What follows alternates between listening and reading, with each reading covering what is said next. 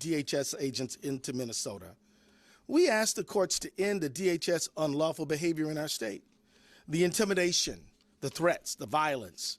We asked the courts to end the tactics on our places of worship, our schools, our courts, our marketplaces, our hospitals, and even funeral homes.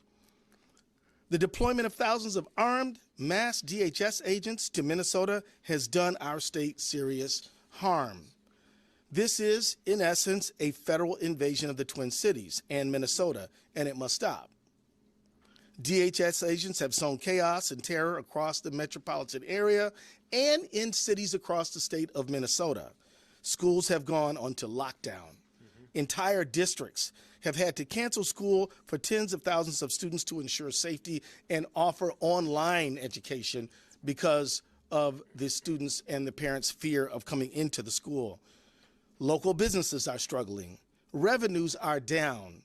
And some retail stores, daycares, and restaurants have actually closed because people are afraid to go out and to do their shopping, whether they're immigrants or whether they are citizens of many generations. This surge has made us less safe. Thousands of poorly trained, aggressive, and armed agents of the state, of the federal government have rolled into our communities, overwhelmed our local police departments, and law enforcement agencies should be focused on our public safety, but instead, many are dealing with the aftermath of DHS agents' chaos and violence. I want to thank our law enforcement officers for doing a tremendous job under very difficult circumstances. Not the people, but the federal government. Minneapolis police have had to respond to more than 20 ICE-related incidents, like witnesses seeking people being pulled into unmarked vehicles by men en masse, or ICE abandoning vehicles on the street with people. Agents of the federal state have terrorized Minnesota with widespread unlawful conduct. They're making unconstitutional arrests and using excessive force. DHS agents have barged into restaurants asking to access secure areas, and when asked to present a warrant, which is required by law, they respond, "We don't need one." DHS agents have arrested peaceful bystanders. They have fired chemical irritants at people obeying lawful orders, asking to access secure areas. And when asked to present a warrant, which is required by law, they respond, "We don't need one." DHS agents have arrested peaceful bystanders. They have fired chemical irritants at people obeying lawful orders while exercising their First Amendment rights. They have even done so at some of our most sensitive places, like Roosevelt High School here in Minneapolis. They have detained law-abiding citizens, leaving them handcuffed for hours, just because of the color of their skin, or what they're wearing, or they speak English with an accent. And on January 7th, 2026, a DHS agent shot and killed Renee Nicole Good, leaving her children without a mother and her 6-year-old son without either parent. This has to stop. So let's be clear. It never should have started. These agents have no good reason to be here. Minnesota's non-citizen immigrant population is just 1.5%, which is half the national average. Our state's percentage is lower than Utah, Texas, and Florida's, but none of those states have thousands of federal agents swarming their streets or harming their people. The administration says that they're focused on finding criminals. Worst of the worst, they say. But many of the people the DHS is arresting in Minnesota have no criminal history. That fits a pattern. In 2025, 93% of the people arrested by ICE had no violent criminal history, 65% had no criminal convictions at all, and randomly stopping people in the street because their skin color isn't the one that they expect or want isn't doing a thing to help public safety. I've heard the administration talk about fraud. No, not the 43 fraud convictions the president has, or the $43 million fraudsters the president has pardoned, but instead saying that ICE is here to look for fraud somehow. You know, we work with federal government all the time, and if the federal government wants to help us with forensic accountants, we're open to that conversation. But these ICE agents who are engaged in the behavior that they're engaged in are not helping public safety at all. Immigration enforcement agents aren't trained to investigate fraud, and randomly stopping people on the street because you don't like their accent isn't going to stop fraud.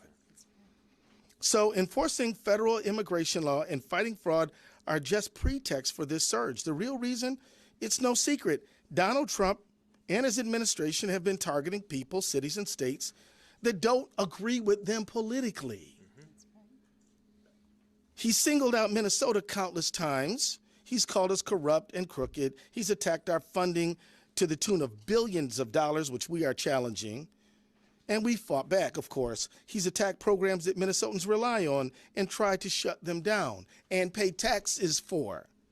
And he's attacked Minnesotans with despicable, racist, xenophobic language. The truth is, Donald Trump doesn't seem to like our state very much. But what's that about? He doesn't like our best in the nation, safe and secure elections. And sometimes he doesn't like who we choose in them. Just last week, Trump claimed that he won Minnesota 3 times, when in fact, he's never won Minnesota. He doesn't like how we take care of each other or how we make sure our kids have enough to eat. He doesn't like the strength that immigrant communities bring to our state. And he doesn't seem to like that we protect our neighbors no matter where they were born. In short, the Trump administration's decision to target Minnesota and Twin Cities is motivated by a desire to retaliate against Trump's perceived political opponents, who are the people of the state of Minnesota and Twin Cities, rather than any good faith concerns about immigration enforcement, public safety, or law enforcement.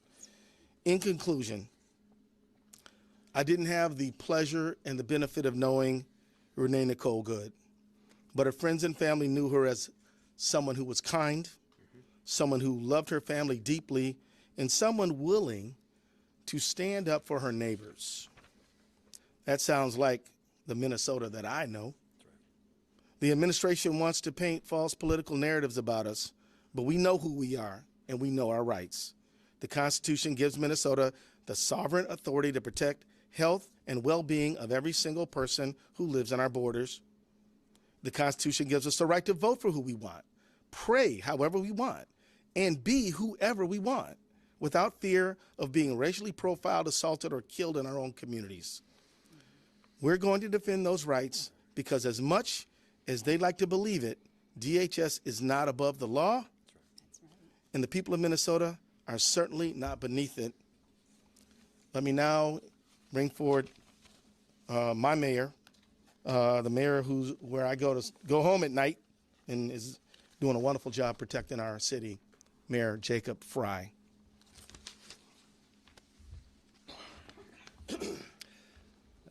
Thank you, Attorney General Ellison, for your leadership and your incredible team's work around this issue. Thank you to Mayor Herr of St. Paul for your partnership. These are not normal times, and so the response that we are asking for from the judicial system and from the courts requires that we file suit at this particular moment. What we are seeing right now is not normal immigration enforcement. We are not asking ICE not to do ICE things.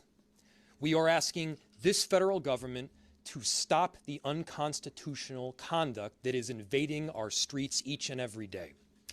You've seen the videos. At times there are as many as 50 agents arresting one person. The scale is wildly disproportionate and has nothing to do with keeping people safe. In Minneapolis, we've done work extensively with the federal government under multiple administrations to keep people in our city safe. We have worked with the DEA, the ATF, the FBI, the Attorney General's office, as well as the U.S. Attorney's office, to successfully drive down crime in our city. We've seen the results of that work, but let's be clear. The stated reason of this federal government for bringing in this full invasion of ICE and border control is not safety. If it were safety, there would be other mechanisms to achieve safety. By the way, crime is down in virtually every category, in virtually every neighborhood of this city. If this were about fraud, then you'd see an invasion perhaps of accountants. But that's not what you see. What you see is people being indiscriminately taken off our streets. Discrimination only takes place to the extent that a determination has made that somebody is Somali or is Latino, or at least they look that way, and then there is virtually no discrimination thereafter. Here's the thing. You can't indiscriminately take people off our streets, American citizens off our streets. You cannot drag pregnant women through the snow. You're not allowed to take teenagers out of their car and detain them when they are in fact American citizens. That is against the law in every state. That is against our United States Constitution. And we're feeling the impact here in Minneapolis. Schools have closed. People are afraid to go to work, shop, or seek medical care. 911 calls are up. Police resources are indeed stretched thin. We have approximately 600 officers in the city of Minneapolis.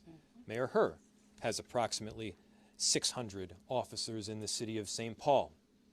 The number of ICE agents and border control are now in the thousands. They are in the thousands. If the goal was immigration enforcement, if the goal were simply to look for people that are undocumented, Minneapolis and St. Paul would not be the place where you would go.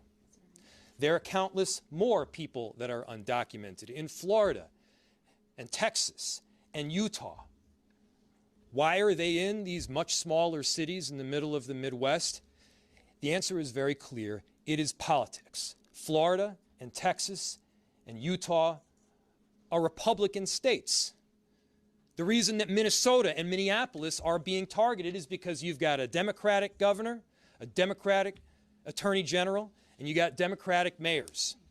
We are doing everything possible to keep our cities safe through this unprecedented time, and at the same time, we have police officers that are tired. We've seen damage substantially because we're now having to pay a ton of overtime. Millions of dollars of emergency overtime for law enforcement. Emergency operations have been activated across our city and state agencies, pulling focus on daily core services that we, by the way, are tasked with providing. Local police officers are being diverted from the very work that we need to be doing, and small businesses are losing significant revenue, with some worried that they may not survive this at all. People are scared to take their kids into school or daycare, to go into work. They're going to have difficulty paying rent. There is no doubt in my mind the kind of action that the federal government is taking is not just mean-spirited. It's unconstitutional, and every one of us need to be standing up. Let me give you another example. Just last week, a group of our city's public works employees were stopped by ICE agents. 3 of the 4 employees were not white. The ICE agents asked to see the IDs of the 3 non-white employees and didn't even bother to ask the white employee for the identification. Minneapolis is being targeted because we stand up for our neighbors and we welcome immigrants, because we believe in the law. And as I said, frankly, because we are in a blue city, in a blue state. Donald Trump should know, as long as federal agents are in our city acting unconstitutionally against our neighbors, we will continue to push back with everything we got. And let me just take a moment to say how grateful I am to the residents of our city and of our state. We are not victims in the city of Minneapolis. We've got heroes that are standing up for each other, that are standing by the neighbors that they love. And one thing that I can tell you for certain is that we aren't backing down. We don't retreat in Minneapolis. We don't back down in Minnesota. We stand up against bullies, and right now, what we are asking for is an intervention from the court to push back on this unconstitutional conduct, pure and simple. I'll now turn it off to Mayor Herr.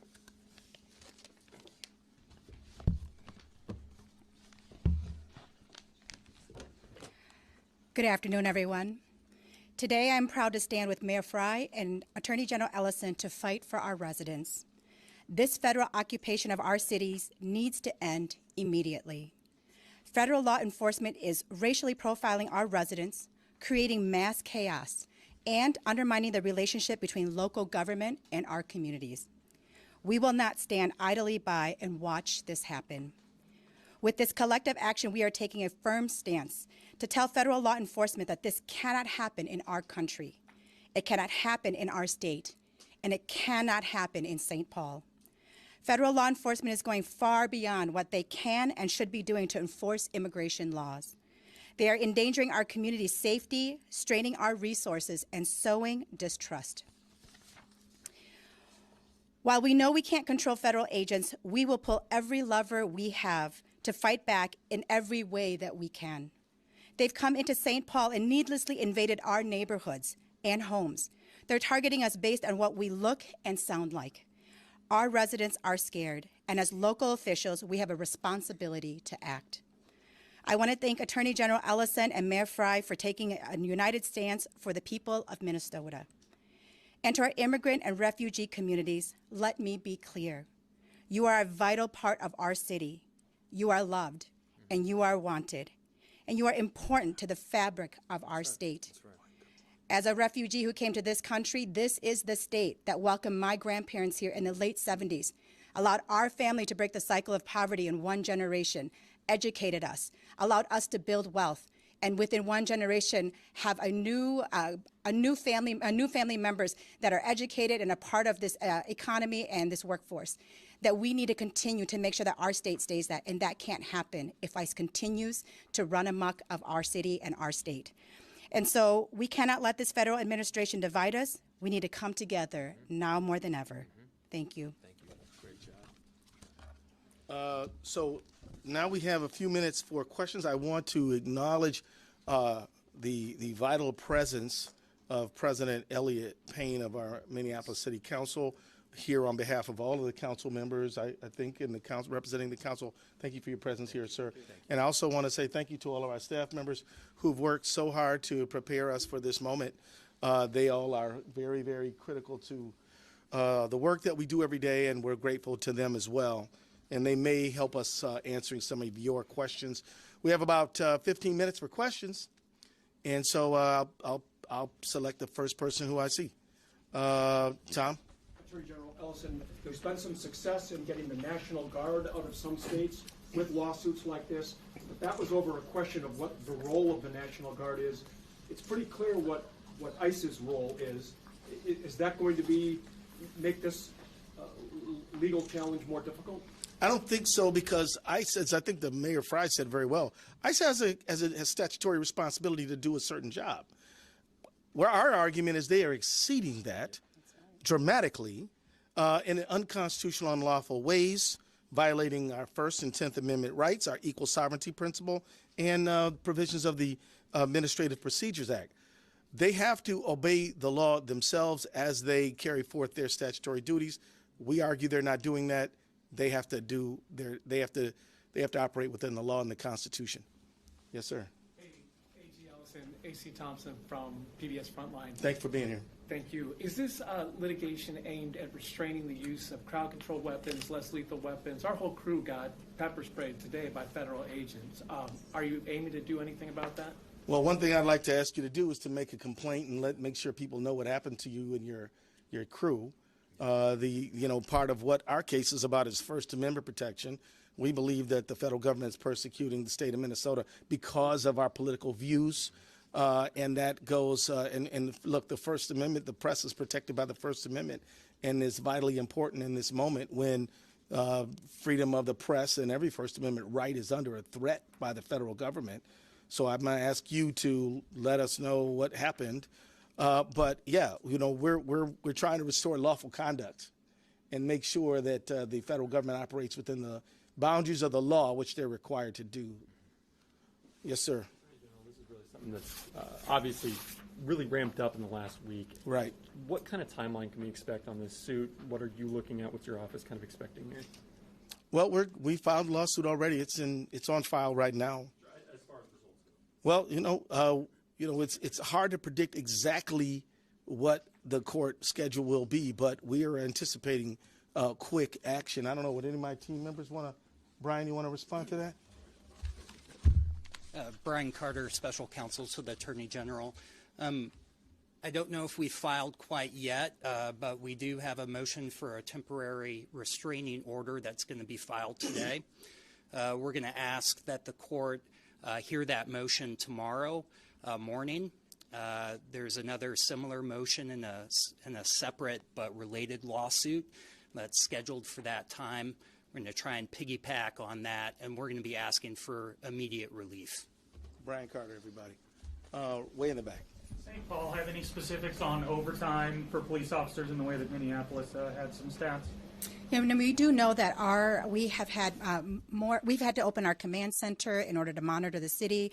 We've had to have all of our officers in uniform, so that we do have information as well, and we'll be sharing more of that information in the days to come as it relates to this lawsuit.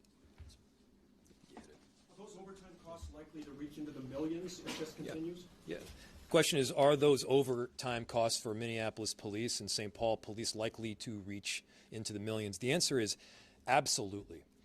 We have normal core functions that we are tasked with doing on a daily basis. We are required to respond to 911 calls. We are trying to prevent murders from happening and carjackings from taking place. And by the way, the work of our police has been driving down those numbers substantially. Our police officers have performed admirably because they're not just doing their day-to-day job, they're also responding to countless 911 calls that people are being kidnapped, that agents in unmarked uniforms, in unmarked cars, are simply taking people off the streets that are American citizens. They're required to do the work to keep the peace. Our police officers are doing the work to keep the peace and to keep people safe. With 600 officers, we can't do all of those things all of the time. Not to mention, our officers are human beings, and therefore there is a point where they get tired. And when we've canceled all days off, when our chief is working tirelessly, and he deserves a ton of credit here too, where we've got officers that are working incredibly long hours and long shifts, the truth is that when you get to a certain point, you start making mistakes. Not because you're a bad cop, but because you're a human being. And so we need relief. We're asking the court for it. But the damage that we are suffering right now in Minneapolis is not limited to overtime costs. It's schools shutting down. It's businesses closing. It's people being afraid to go out and get groceries and therefore are going hungry. It's their inability to get money so that they're unable to pay rent. There is a snowball effect that is happening right here, and it's not just because we're in Minnesota and there's a lot of snow. The snowball effect is because what ICE is doing is intentional. This is intentionally putting us in a very difficult position that is not pro-business and is not pro-safety. The only thing that I can see it being is pro-politics. Many people have been concerned about some of the tactics that have been used on the streets. We talked to a couple of protesters who thought some very heavy-handed use of force toward them.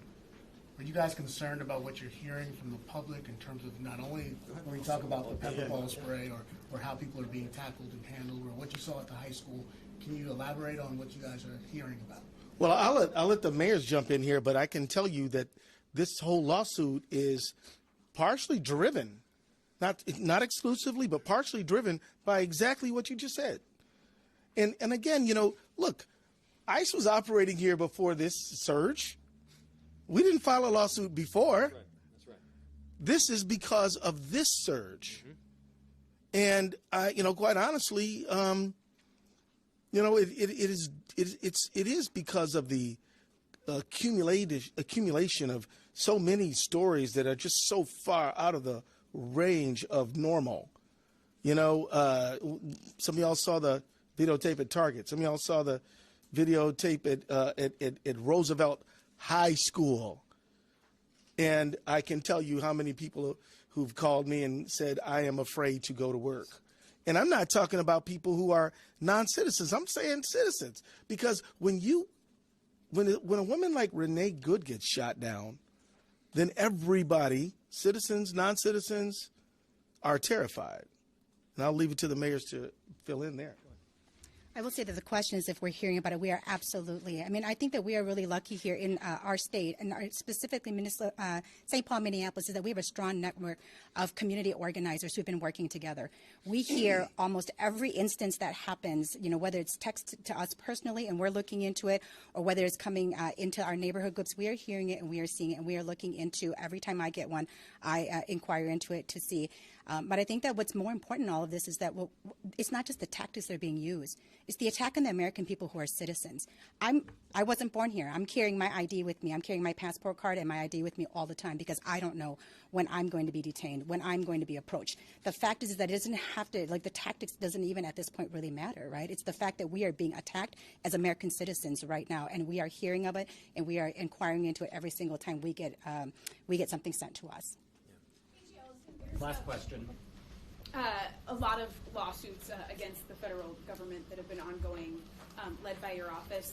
We also do have the backdrop of fraud investigations happening as well. Can you just speak about how resources are being doled out in the Attorney General's office and who's being dedicated to fighting the federal government? Our Medicaid fraud unit is hard at work. We've prosecuted and convicted over 300 people since I've been Attorney General for Medicaid fraud, and other people in our office who do agency representation. They're working hard, but but the people who work on what I call federal accountability, they're busy too, because the federal government has tried to deprive our state of money that we're entitled to by statute, that has been appropriated to our state, and if we don't fight for it, we won't get it, and that will deprive the people of the state of Minnesota of resources and money that they deserve. And I'm talking about things like SNAP benefits, housing benefits, child care benefits, all kinds of benefits, National Institute of Health benefits, FEMA benefits that they've tried to unconstitutionally deprive us from. So do we have resource pressure? Yeah, my folks are working really hard, harder than they should have to. But we can walk and chew gum, and we're fighting fraud every single day. And let me just say this about fraud. Anybody who steals from a program designed to help poor people is no friend of mine. Right. And I'm all good to hold them accountable. And, the federal government, they're doing all this stuff that we don't need them to do. I wish they'd do some more things we do need them to do. Now, I'm not talking about local federal officials. They're doing their job. We worked with the U.S. Attorney's Office and the FBI to fight fraud, and I'm very glad with their partnership. What I'm referring to is the substance of this lawsuit right now. This is not what we need. We don't need this, but we need all the help we can get to help make sure that every dollar that the generous people of Minnesota devote to helping others gets to those others. AG, just one more, if I may. If the courts do rule in your favor here, are you confident that DHS and the federal government would abide by the judge's orders, and what would be the next step? Yes, I am. If they do not? No, I believe that they will abide by the orders, because I believe that anybody who stands below an American flag, lifts up their hand and swears an oath to support and defend the Constitution of the United States will abide by the lawful orders of a court. And if they don't, I want everybody in this room to know that they are the ones who are expressing contempt for the rule of law. Now, having said that, you asked the what if question. Well, there are ample ways to make a miscreant violator of a court order obey that court order. One of them is a contempt of court, but let's not jump there. Let's expect good conduct and obedience to law, and that's what we expect. That's what we expect we're going to get. And I think there's a possibility that Mayor Fry wanted to talk a little bit more about what your citizens are going through, or maybe you covered that already. I can add on. Yeah, but I just think well, you want to go for it? Just in general. Yeah, just like what people are dealing with, man. Yeah. I mean, we don't use the word invasion lightly. What we are seeing is thousands, plural, thousands of federal agents coming into our city. And yeah, they're having a tremendous impact on day-to-day life. And it's a negative one. And whether that's kids that are trying to get to school or businesses that are trying to open, that's police officers that are responding to 911 calls. It's just about being able to conduct daily life right here in our city.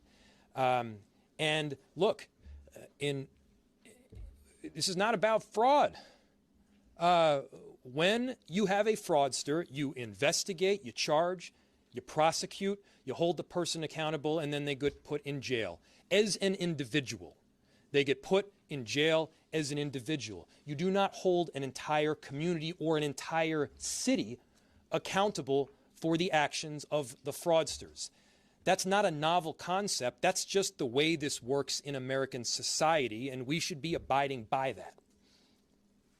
Good. Thank you, Mr. Mayor. And let me say thank you, Mayor Herr.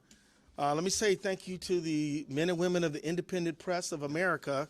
Yep. The reality is that the work you do is critically important to get the word out to the people, and we are grateful for it.